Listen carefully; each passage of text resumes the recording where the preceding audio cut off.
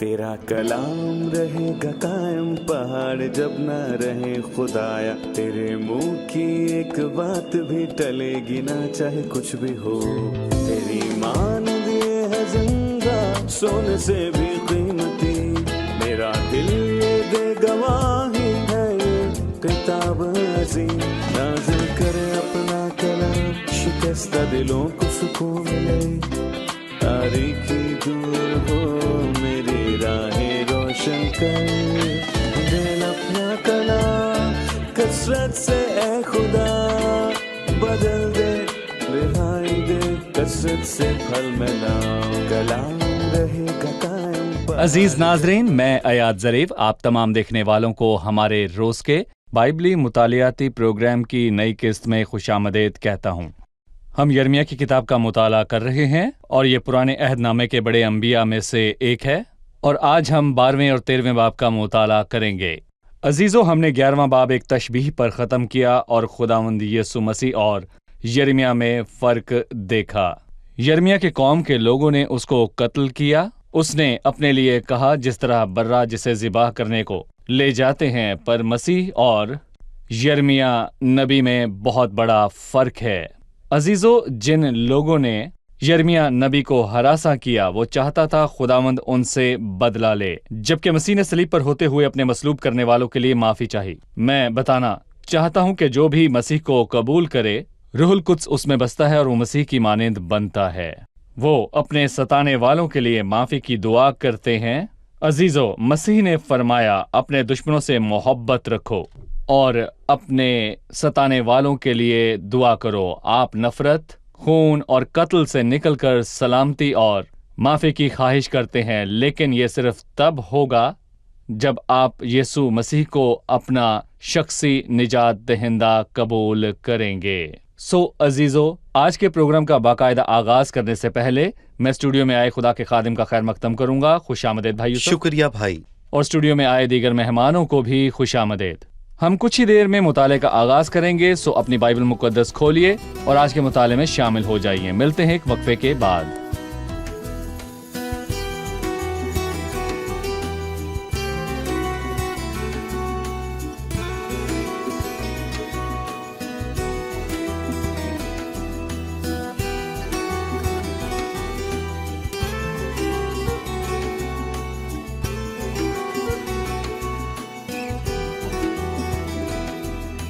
खुशामदीद भाई। आपका बहुत शुक्रिया भाई। हम 12वें और 13वें बाब पर पहुंच चुके हैं और 12वें बाब में भाई यूसुफ यर्मिया ने खुदावंद से शिकायत की, ऐ खुदावंद, अगर मैं तेरे साथ हुज्जत करूं तो तू ही सादिक ठहरेगा।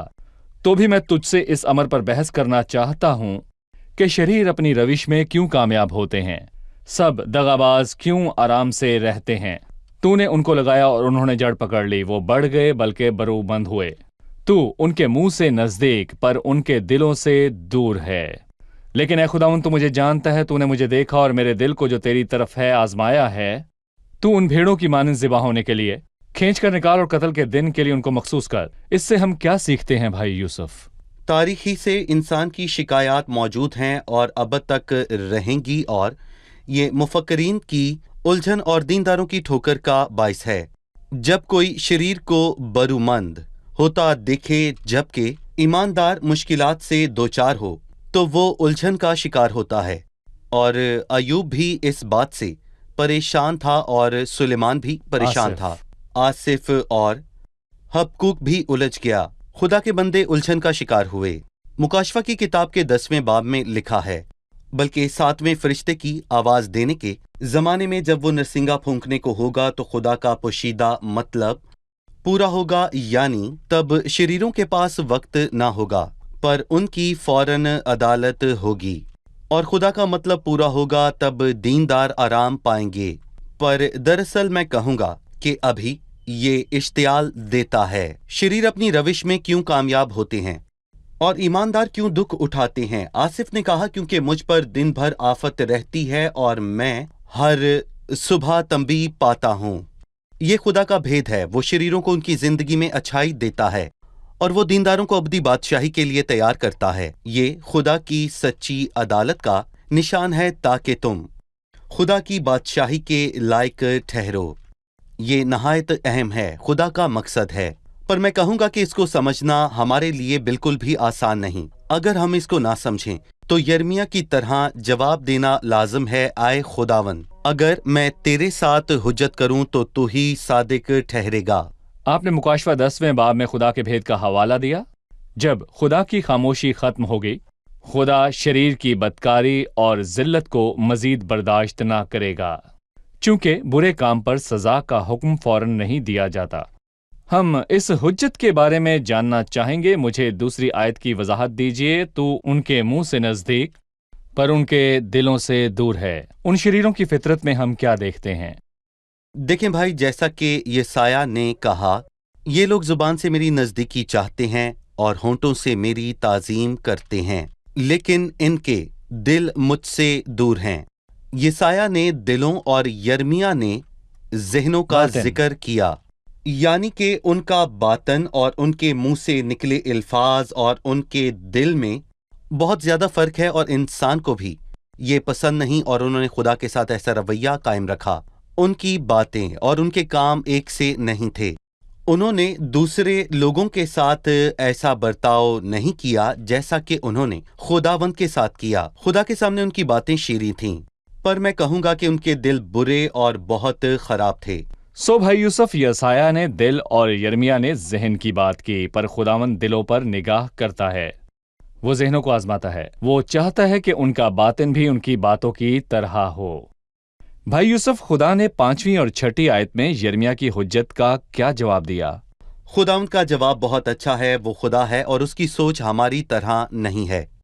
تم نے اب تک کچھ نہیں دیکھا، یعنی ہمارے خدا کے علاوہ کوئی معبود بھی صرف اپنے بندے کو تسلی دیتا ہے، پر خدا نے بتایا آنے والا وقت زیادہ مشکل ہے۔ اس نے اپنے شاگردوں اور رسولوں سے بھی یہی کہا، اور یوحنا کے 16ویں باب میں بھی یہ لکھا ہے، بلکہ وہ وقت آتا ہے کہ جو کوئی تم کو قتل کرے گا وہ یہ گمان کرے گا کہ میں خدا کی خدمت کرتا ہوں۔ اور خداوند نے ان کو بتایا تھا کہ جب یہ ہو تو ان کو پتا ہو کہ خداوند نے ہمیں پہلے سے بتایا تھا۔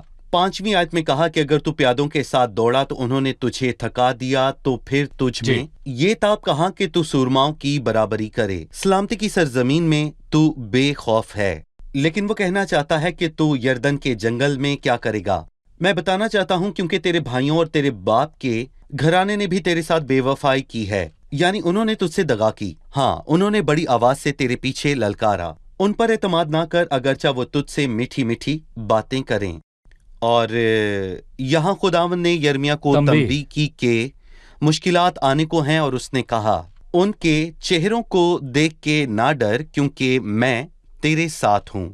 7ویں آیت میں متکلم کون ہے؟ میں نے اپنے لوگوں کو ترک کیا، میں نے اپنی میراث کو رد کر دیا، میں نے اپنے دل کی محبوبہ کو اس کے دشمنوں کے حوالے کیا۔ یہ کس نے اور کس کے لیے کہا؟ خداوند، اور اس کا کلام شاندار ہے، اور میں کہوں گا کہ یہاں پر بولنے والا خدا ہے۔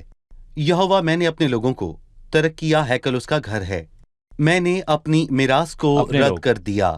یہ اس کے لوگ ہیں، میں نے اپنے دل کی محبوبہ کو اس کے دشمنوں کے حوالے کیا۔ اور ایسا ہی ایک منظر غزل و غزلات کی کتاب میں موجود ہے، اور اکثر لوگوں کو اس کتاب کو سمجھنے میں مشکل پیش آتی ہے۔ اس کتاب میں خداوند اور لوگوں کے درمیان دلہا اور دلہن کا رشتہ ہے۔ غزل الغزلات کے 5ویں باب میں بادشاہ دلہن کا دلہا ہے۔ اس نے دلہن کو دشمن کے ہاتھوں میں دے دیا، کیونکہ اس نے پاس آ کر کھٹکھٹایا، اور جب اس نے پاس آ کر کھٹکھٹایا تو اس نے نہ کھولا۔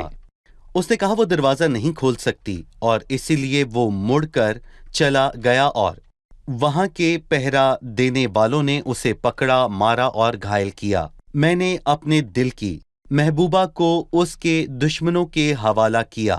وہ محبت کرتا اور تربیت کرتا ہے، اور وہ ہلاک نہ کرے گا۔ اور یرمیا نے پہلے بھی یہ کہا، دشمنوں کے ہاتھ میں ہونے کے باوجود اس کو اپنے دل کی محبوبہ بولا۔ اس کی محبت لا تبدیل ہے۔ صحیح۔ خداوند کے لوگ ہوتے ہوئے ہم اس سے ایک عملی سبق حاصل کرتے ہیں۔ بھائی یوسف، جب بھی ہم تربیت اور دکھ کے بارے میں سوچیں تو لگتا ہے کہ ہم خداوند کی پرواہ اور محبت سے بہت دور ہیں، پر یہ الٹ ہے۔ عبرانیوں کے خط کے 12ویں باب میں واضح طور پر لکھا ہے کہ کیونکہ جس سے خداوند محبت رکھتا ہے اسے تنبیہ بھی کرتا ہے۔ اگر تمہیں تنبیہ نہ کی گئی تو تم حرام زادے ٹھہرے نہ کہ بیٹے، یعنی کہ نجائز فرزند۔ خداوند کا ہمیں تنبیہ کرنا ہمارے لیے خداوند کی محبت کا نشان ہے۔ اگر ہم گناہ میں گر جائیں اور خدا ہمیں تنبیہ نہ کرے تو یہ بہت خطرناک ہے، یعنی وہ آخری دن ہماری عدالت کرے گا صحیح۔ اور ہمیں اس کا حساب دینا پڑے گا۔ یہ ہولناک ہے۔ جی 14ویں آیت ہے، میرے سب شریر پڑوسیوں کے خلاف خداوند یوں فرماتا ہے کہ دیکھ، جنہوں نے اس میراث کو چھوا جس کا میں نے اپنی قوم اسرائیل کو وارث کیا، میں ان کو ان کی سرزمین سے اکھاڑ ڈالوں گا اور یہودا کے گھرانے کو ان کے درمیان سے نکال پھینکوں گا۔ اس کے بعد کہ میں ان کو اکھاڑ ڈالوں گا، یوں ہوگا کہ میں پھر ان پر رحم کروں گا اور ہر ایک کو اس کی میراث میں اور ہر ایک کو اس کی زمین میں پھر لاؤں گا۔ ان الفاظ سے کیا معلوم ہوتا ہے؟ پڑوسی کون ہے؟ اس نے لوگوں کے پڑوسی نہیں کہا بلکہ میرے سب شریر پڑوسیوں کے خلاف۔ خداوند نے خود کو لوگوں سے منسلک کیا، اور میراث سے، یعنی کہ وہ صرف ان لوگوں کے نہیں بلکہ اس کے بھی پڑوسی تھے۔ اور عبیدیہ کی کتاب میں ہم شریر پڑوسیوں کے متعلق پڑھ سکتے ہیں، اور میں کہوں گا کہ ان میں سے ایک شریر پڑوسی ادوم ہے، جی ایک شریر پڑوسی، اور اس نے کہا تجھے مناسب نہ تھا کہ تو میرے لوگوں کی مصیبت کے روز ان کے پھاٹکوں میں گھستا، تجھے لازم نہ تھا کہ گھاٹی میں کھڑا ہو کر اس کے فرزیوں کو قتل کرتا اور اس کے دکھ کے دن میں اس کے باقی ماندہ لوگوں کو حوالہ کرتا، یعنی چونکہ تو نے ایسا کیا باقی سب قوموں پر خدا کا دن آ پہنچا ہے۔ جیسا تو نے کیا تجھ سے ویسا ہی کیا جائے گا۔ اور ذکریہ کی کتاب کے پہلے باب میں لکھا ہے، اور میں ان قوموں سے جو آرام میں ہیں نہایت ناراض ہوں، کیونکہ جب میں تھوڑا ناراض تھا تو انہوں نے اس آفت کو بہت زیادہ کر دیا، اور خدا نے غیر قوموں کو لوگوں کی تربیت کے لیے استعمال کیا۔ مثلا نبوکدنضر نے اپنی حد کو پار کر دیا اور اس آفت کو بہت زیادہ کر دیا۔ جیسے ایک باپ اپنے بیٹے کو تربیت کرتا ہے پر کسی غیر کو اس کو تنگ کرنے نہیں دیتا، خدا نے اپنے بیٹے کی تربیت کی، لیکن شریر پڑوسیوں نے اس کا فائدہ اٹھایا اور اس قوم کے ساتھ ظالمانہ رویہ رکھا۔ آنے والے دنوں میں اس قوم کو ہراساں کرنے پر ان کی عدالت کرے گا۔ شکریہ۔ ابھی ہم ایک رپورٹ دیکھیں گے، پھر مطالعے میں آگے بڑھیں گے۔ عزیزو، اس کتاب کے 12ویں باب پر پہنچ کر ہم اس قوم کی زندگی کے برے حصے میں داخل ہوئے ہیں، کیونکہ اس قوم میں روشنی کی ایک ہی کرن باقی تھی، اور وہ تھا یرمیا۔ یوسیہ جنگ میں مارا گیا اور یرمیا کو اپنا گھر اور شہر چھوڑنا پڑا۔ بادشاہی شریروں کے ہاتھوں میں گئی، ان کی حالت بد سے بدتر ہوتی گئی۔ اس وقت یرمیا کے دل و دماغ میں ایک شک آیا اور اس نے سوچا کہ خدا نے اس سب کی اجازت کیوں دی؟ جو خداوند کے سب سے زیادہ وفادار ہیں وہی سب سے زیادہ دکھ اٹھاتے ہیں۔ سب نے سوچا، اور زبور میں داؤد نے بھی کہا، میں نے شریر کو بڑے اقدار میں اور ایسا پھیلتے دیکھا جیسے کوئی ہرا درخت اپنی اصل زمین میں پھیلتا ہے۔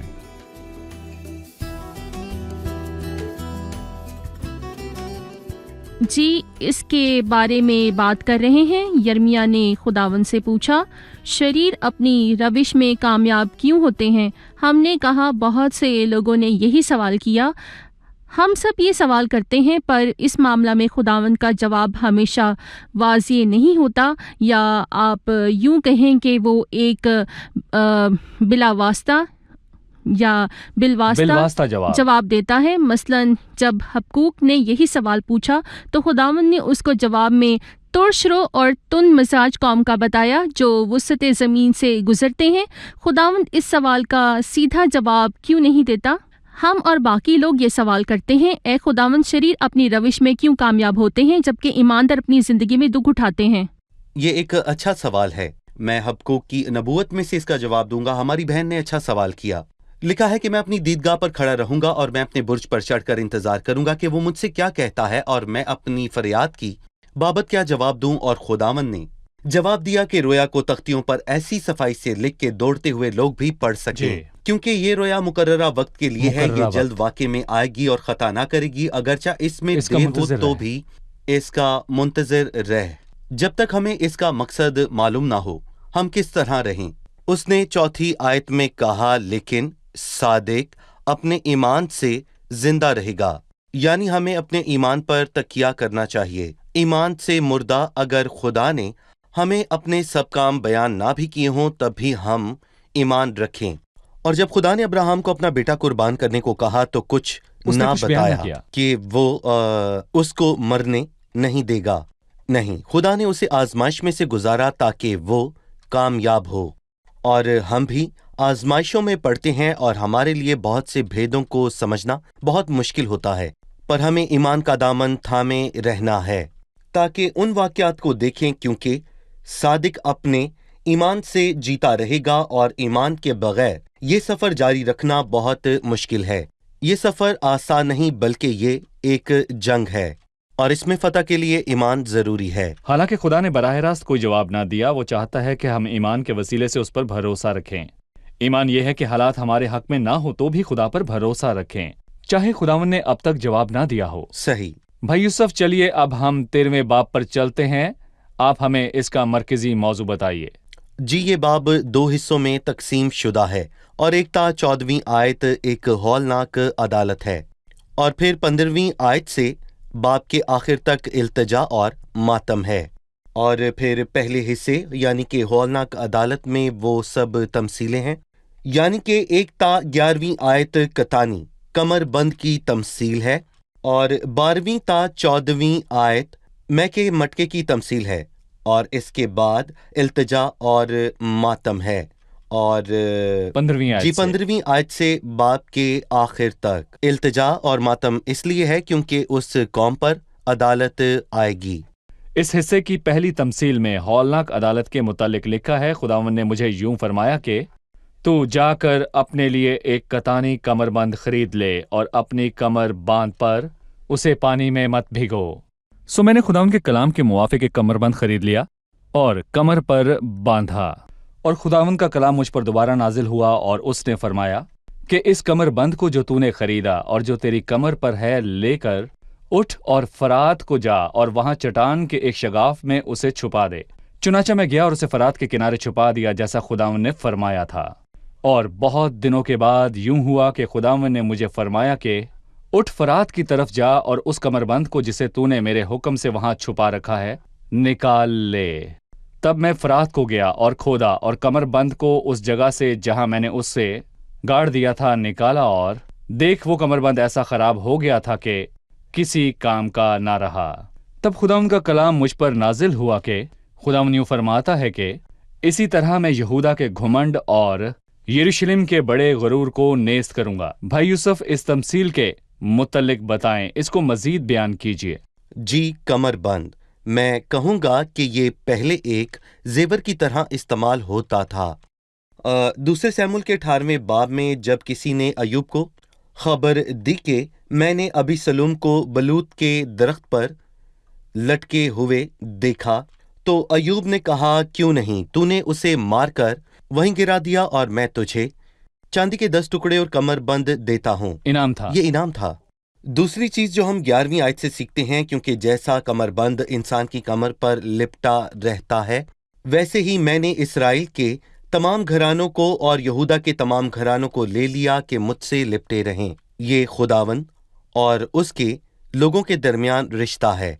और यहाँ पर खुदावन ने कहा, जाकर एक कोतानी कमरबंद खरीद ले, पर उसे पानी में मत भिगो, ताकि जाहिर करे कि ये कौम फितरतन नापाक थी और बुत परस्ती से उनकी नापाकी मजीद बढ़ गई। और हिजकियेल 16 से ये वाज़ेह हो जाता है कि वो लोग फितरी नापाक थे, मतलब कि वो ऐसे लोग थे जो नापाकी की हालत में रहते थे। पर उसे पानी में मत भिगो, उठ और फिरात को जा। फिरात को क्यों? क्योंकि वो लोग दरिया फिरात के जरिए मुल्क बाबल में असीर होते और इसीलिए वो 400 किलोमीटर दूर दरियाए फिरात को गया और कमरबंद वहां छुपाया। और बहुत दिनों बाद खुदावन ने कहा, उठ फिरात की तरफ जा और उस कमरबंद को निकाल ले। और उसने उस कमरबंद को निकाला जो खराब हो गया था। وہ کسی کام کا نہ رہا، اور خداوند نے اس کو بتایا کہ ان لوگوں کے ساتھ کیا ہونے کو تھا۔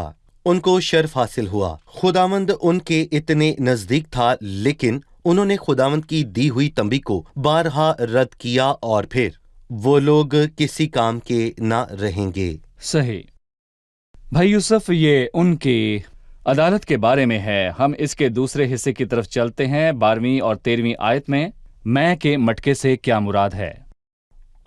لکھا ہے کہ خداوند اسرائیل کا خدا یوں فرماتا ہے کہ ہر مٹکے میں میں بھری جائے گی، اور وہ تجھ سے کہیں گے کیا ہم جانتے تھے کہ ہر ایک مٹکے میں میں بھری جائے گی؟ اور اہم بات یہ ہے کہ تم کس میں سے بھرے جاتے ہو۔ ایک مٹکا ہے جو خدا کے غضب کی میں سے بھرتا ہے، اور ایک مٹکا ہے جو روح القدس کی خوشی کی میں سے بھرا جاتا ہے۔ لیکن اہم ہے کہ آپ کا دل کس سے بھرا ہے؟ یہ روح القدس کی خوشی سے بھرا ہے، یا پھر خدا کے غضب سے جو اس کے رد کرنے والوں پر بھڑکے گا؟ پر افسوس کہ اس قوم کا مٹکا خدا کے غضب کی میں سے بھرا، جس کے بارے میں ہم نے پڑھا ہے۔ دیکھو، میں اس ملک کے سب باشندوں کو، ہاں ان بادشاہوں کو جو داؤد کے تخت پر بیٹھتے ہیں، مستی سے بھر دوں گا، اور میں ان کو ایک دوسرے پر دے ماروں گا، نہ شفقت کروں گا، نہ رعایت کروں گا، اور نہ رحم۔ صحیح۔ آئیے مہمانوں سے ان کا سوال جانیں۔ 21ویں آیت کو سمجھنے کی ضرورت ہے۔ جب وہ تجھ پر ان کو مقرر کرے گا جن کو تو نے اپنی حمایت کی تعلیم دی ہے، تو کیا کرے گے؟ کیا تو اس عورت کے مانند جسے درد ذہ ہو درد میں مبتلا نہ ہوگی؟ 21ویں آیت کے الفاظ کس لیے ہیں؟ لکھا ہے جن کو تو نے اپنی حمایت کی تعلیم دی ہے۔ جن کو تو نے اپنی حمایت دی ہے، ہم اسے یوں پڑھ سکتے ہیں کہ اے یروشلم، جب خداوند تجھے سزا دے گا تو کیا کرے گی؟ تو نے تعلیم دی، بابل کو تو نے حمایت کی تعلیم دی کہ تجھ پر قابض ہوں، اور تو نے ان پر تکیہ کیا، بھروسہ کیا۔ تو نے ان کو اپنی حماقت کی تعلیم دی۔ جب خداوند تجھے سزا دے گا تو کیا کرے گی؟ کیا تو اس عورت کی مانند ہے جو درد ذہ میں مبتلا ہو؟ یعنی تو ان پر بھروسہ کرنے سے ذلیل و رسوا ہوگی۔ یہ الہی اصول ہے جب ہم اس کے علاوہ کسی اور پر توکل کریں۔ یرمیہ نے 17ویں باب میں کہا کہ ملعون ہے وہ آدمی جو انسان پر تکیہ کرتا ہے، اور یہ سچ ہے۔ بھائی یوسف، 23ویں آیت میں ایک سوال ہے، حبشی اپنے چمڑے کو یا چیتا اپنے داغوں کو بدل سکے تو بھائی اس سے کیا مراد ہے؟ ایک حبشی اپنی چمڑی بدل نہیں سکتا، اور وہ اپنی چمڑی کو سب سے اچھے صابن سے بھی دھو لے تو میں کہوں گا کہ اس کی چمڑی کا رنگ سفید نہیں ہو سکتا۔ اور کیا ایک چیتا کسی بھی طرح کر کے اپنے داغوں کو مٹا سکتا ہے؟ یہ ناممکن ہے، اور اس لیے اس نے کہا کہ تم جو بدی کے عادی ہو، نیکی کر سکو گے؟ بدی کے عادی ہو؟ جی عادی۔ بالکل، ہاں، انہوں نے بدی کرنا سیکھا اور اس کے عادی ہو گئے، اور بدی ان کی شخصیت کا حصہ بن گئی۔ اور اسی لیے جس طرح حبشی اپنی چمڑی کو اور چیتا اپنے داغوں کو مٹا نہیں سکتا، اور بدی اور ناپاکی ان کی شخصیت کا حصہ بن جاتی ہے، تو بات یہ ہے کہ اس طرح کا شخص کس طرح بچ سکتا ہے۔ اس باب کی آخری آیت ہے کہ افسوس تجھ پر اے یروشلم، تو کب تک خود کو پاک و صاف نہ کرے گی؟ در حقیقت وہ خود ایسا نہیں کر سکتی، اور خدا نے فرمایا جو انسان سے نہیں ہو سکتا وہ خدا سے ہو سکتا ہے، کیونکہ خدا عظیم ہے اور وہ صحیح۔ سب کچھ کرنے پر قادر ہے۔ صحیح۔ لہٰذا اگر پانی اور صابن حبشی کی چمڑی کو نہیں بدل سکتے تو یسوع کا خون بھی انسان کو نہیں بدل سکتا۔ ٹھیک کہا بھائی یوسف؟ صحیح۔ شکریہ بھائی یوسف، خداوند آپ کو برکت دے۔ اب ہم مہمانوں سے ان کی رائے جانیں گے۔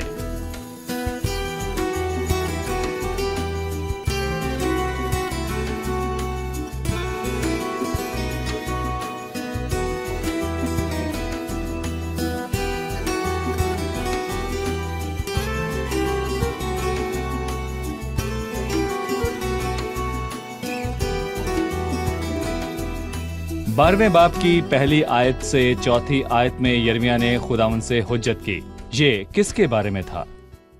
یرمیا کی شکایت اس کی حجت، مفکرین کی الجھن اور دینداروں کی ٹھوکر کا باعث ہے۔ آصف نے بھی یہی شکایت کی کہ شریر اپنی راہ میں کامیاب ہوتے ہیں جبکہ دیندار زمین پر دکھ اٹھاتے ہیں۔ خداوند یہ سب اس لیے ہونے دیتا ہے کہ شریر اس دنیا میں اچھی چیزیں حاصل کریں، پر دینداروں کو جلال کے لیے تیار کرتا ہے تاکہ ابدی بادشاہی میں شامل ہوں۔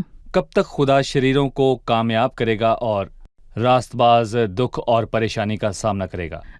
مسیح کے آنے پر یہ سب ختم ہو جائے گا اور سب شریر تباہ ہو جائیں گے اور وہ باقی نہ رہیں گے۔ جی ٹھیک ہے۔ ساتویں فرشتے کی آواز دینے کے زمانے میں جب وہ نرسنگا پھونکے گا، اس کے مطابق خدا کی خاموشی ختم ہوگی اور وہ شریروں کی عدالت کرے گا۔ ہم اب بھی 12ویں باب کے متعلق بات کریں گے۔ یہ بتائیے کہ خداوند نے یرمیا کی حجت کا جواب کیسے دیا؟ خداوند نے یرمیا کی حجت کا جواب 5ویں آیت میں دیا۔ یہ تھوڑا تلخ ہے۔ خداوند نے کہا کہ اس کے بھائی اور باپ کے گھرانے والے سب اس پر ظلم کریں گے۔ اس نے یرمیا کو مستقبل کے متعلق پہلے بتایا تاکہ وہ حیران نہ ہوں۔ شاگردوں سے بھی خداوند نے یہ کہا، لوگ تم کو عبادت خانوں سے خارج کر دیں گے، بلکہ وہ وقت آتا ہے کہ جو کوئی تم کو قتل کرے گا وہ گمان کرے گا کہ میں خدا ان کی خدمت کرتا ہوں۔ خدا نے ان کو بتایا کہ کیا ہونے کو ہے تاکہ وہ دھوکہ نہ کھائیں، وہ کھائیں، جان لے کہ یہ کانٹوں سے بھری ہے۔ جی بالکل، جواب مشکل ہے پر سچ ٹھیک ہے۔ جی بھائی یوسف، بالکل ٹھیک ہے۔ پھر 13واں باب ہے، اس میں خداوند نے کتانی کمر بند کی تمثیل کے ساتھ اس کو بیان کیا۔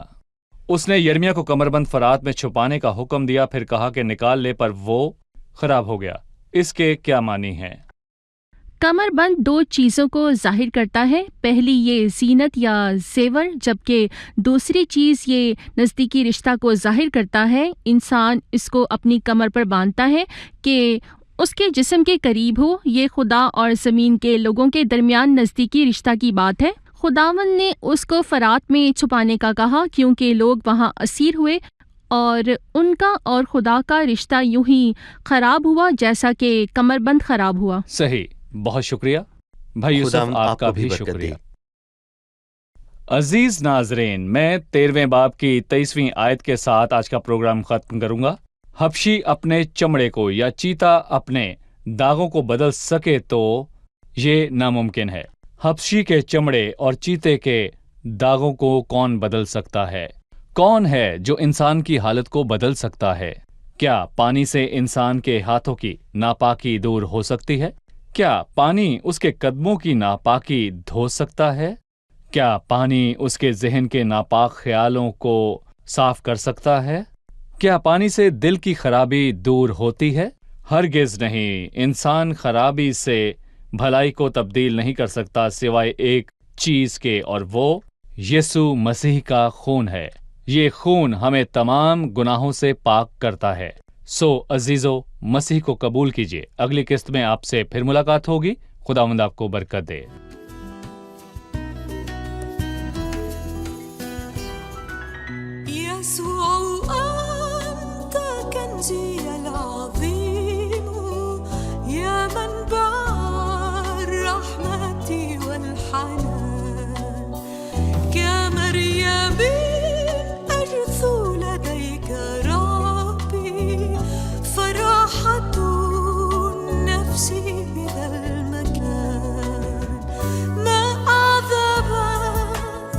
اسمك لسمعي لقد سبيتني مدى الزمان إشراق شمس وجهك المنير ينفي الشكوك مانحا أمان